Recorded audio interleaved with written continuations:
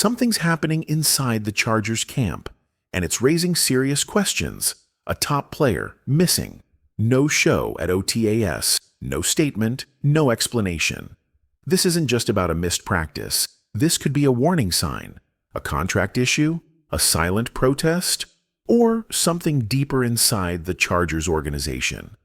Before we break it all down, if you're a true Chargers fan and want every update the moment it drops, hit that subscribe button, give this video a like, and tap the bell icon so you never miss a thing. Now, let's get into the story that every Chargers fan needs to hear. Rashawn Slater, one of the best left tackles in the NFL, reliable, powerful, respected. But now, in year 5, he's not at OTAs. Why? Something doesn't feel right, and it's been building for months. Back in late February, Chargers GM Joe Hortiz said they were already in talks with Rashawn Slater about a contract extension. Fast forward to the end of May. Still no deal. No agreement. No official word. Just silence. Now the questions are getting louder. Why hasn't one of the NFL's top left tackles signed a long-term deal? The money? The guarantees? Something behind the scenes is clearly holding this up. Look at the numbers. Trent Williams leads all tackles with an annual salary of $27.5 million. That's the bar, and it's fair to assume Slater will demand something in that range. A deal in the $120 to $140 million range, with huge guarantees. The Chargers do have cap space, so this delay isn't about affordability. It's about details.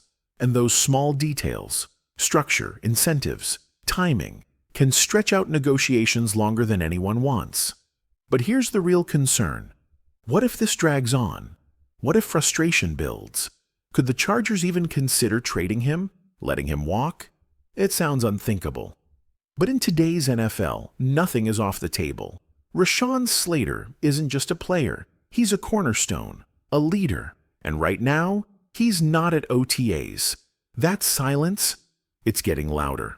Some fans might say it's a wild thought, but is it really? Could the Chargers consider trading Rashawn Slater for a massive return, multiple picks, or even a starting caliber player?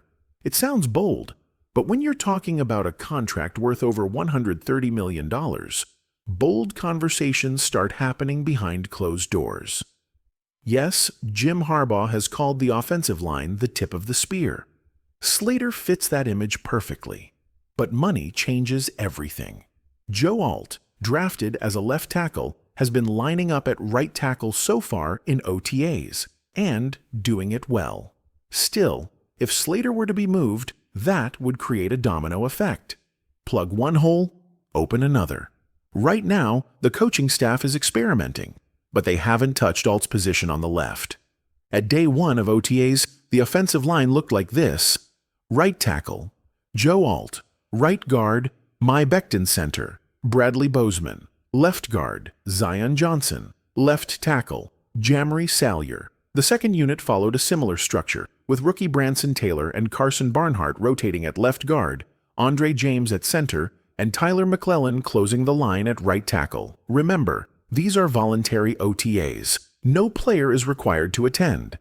That changes on June 10th when mandatory practices begin, and when no-shows will start raising real questions. If the Slater deal is going to happen, it might be now, or it might be something more. The truth is simple.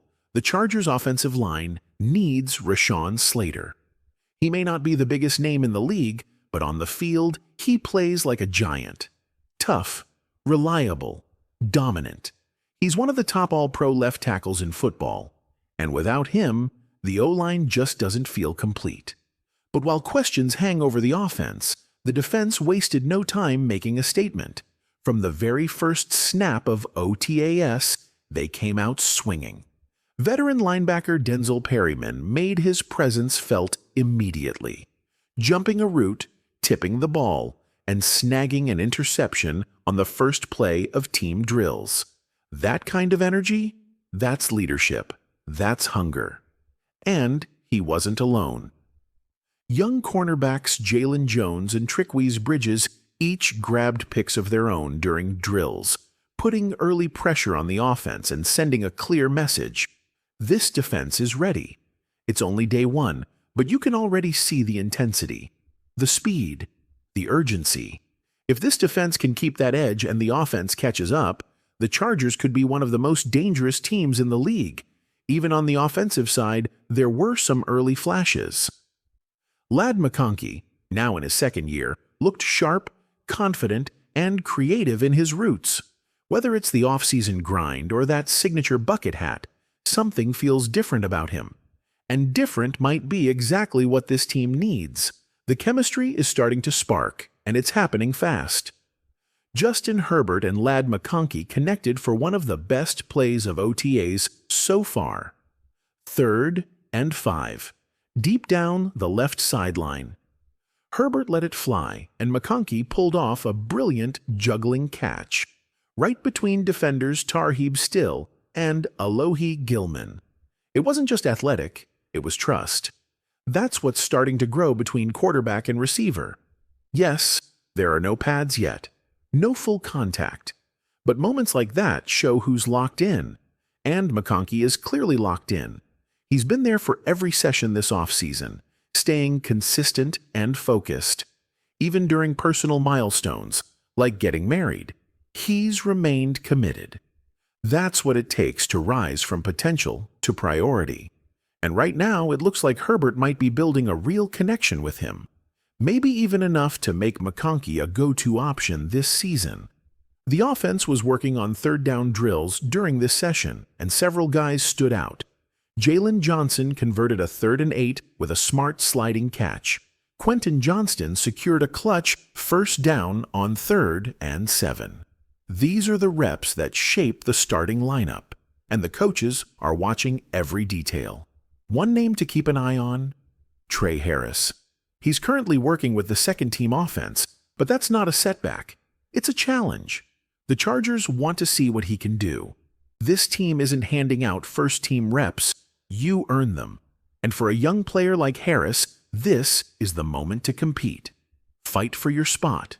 Prove you belong. The competition is heating up, and this offense is starting to find its rhythm.